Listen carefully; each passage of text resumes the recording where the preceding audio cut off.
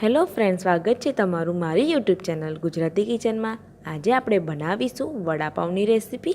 જો તમને મારી રેસીપી પસંદ આવે તો લાઈક કરી મારી ચેનલ ગુજરાતી કિચનને સબસ્ક્રાઈબ કરો અને એની બાજુમાં જે બેલ આઇકન છે એના પર ક્લિક કરો, જેથી તમને મારા રેસીપીની સૌથી પહેલાં નોટિફિકેશન મળે। તો ચાલો વડાપાવ બનાવવાનું શરૂ કરીએ। તો સૌથી પહેલાં આપણે બેસનનું જે બેટર છે તે બનાવી દઈશું। તો 1 કપ બેસન લીધું છે, એની અંદર મેં એડ કરીશું 1 ચમચી ચોખાનો લોટ, મીઠું નાખીશું અડધી ચમચી જેટલું। હવે આપણે પાણી લઈને સરખી રીતે બેટર બનાવી લેવાનું છે। અડધો ગ્લાસ પાણી લીધું છે મેં, અને પાણીને ધીરે ધીરે એડ કરી અને મિક્સ કરતા જવાનું। બધું પાણી એકસાથે એડ નહીં કરવાનું।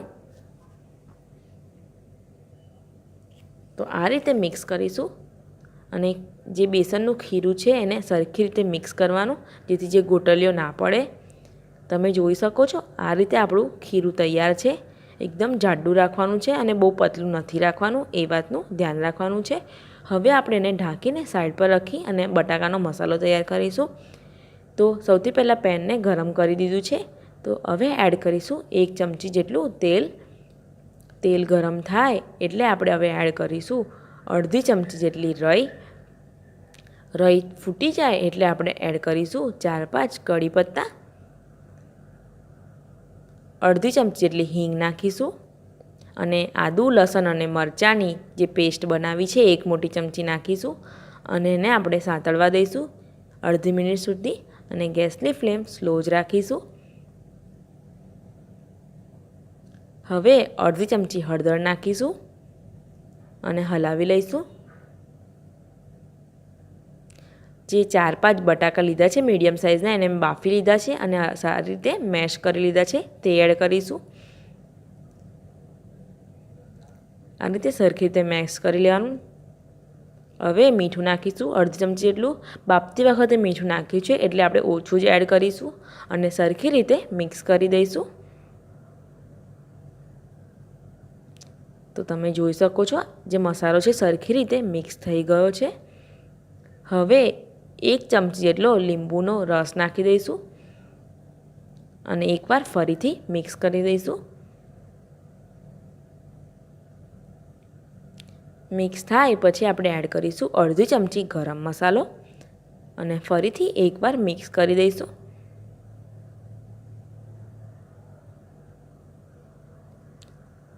આ રીતે મિક્સ થઈ જાય પછી આપણે નાખીશું ધાણા ફ્રેશ કાપીને લીધા છે, ધોઈ લીધા છે, તે એડ કરીશું 1 ચમચી જેટલા, અને મિક્સ કરી દેવાનો છે, અને ગેસને બંધ કરી દેવાનો છે। અને આ મસાલાને આપણે ઠંડુ થવા દઈશું। જો મિશ્રણ ઠંડુ થઈ ગયું છે તો આપણે હવે બટાકા વડા માટે વડા બનાવીશું। તો થોડી મોટી સાઇઝ જ રાખીશું, કેમ કે વડાપાવમાં થોડા વડાની સાઇઝ મોટી જ હોય છે।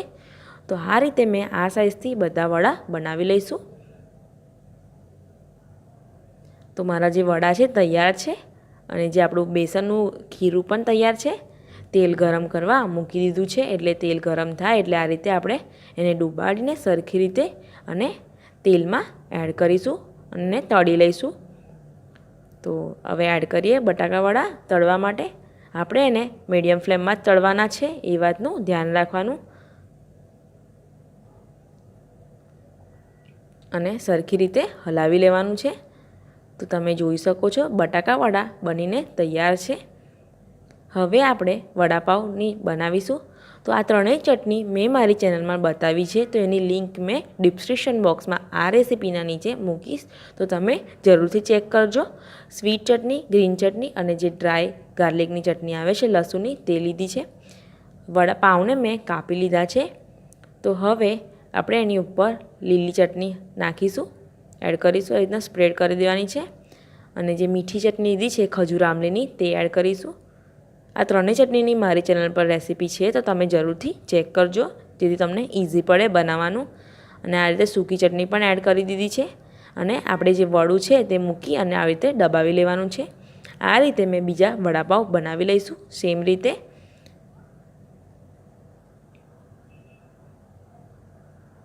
તમે જોઈ શકો છો સૂકી ચટણી એડ કરીશું અને બટાકાવાળું એડ કરી દઈશું।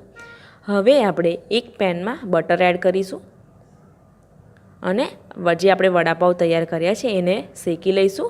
આ રીતે બીજા જે વડાપાઉં છે તે પણ એની સાથે જ મૂકી અને શેકી લેવાનું છે આગળ પાછળથી. જો તમને ચીઝ ભાવતું હોય તો તમે આ રીતે શેકાઈ જાય પછી ઉપરથી ચીઝ પણ એડ કરી શકો છો. તો બસ આપણા જે વડાપાઉં છે શેકાઈ ગયા છે. સરખી રીતે આવી રીતના શેકી લેવાના છે.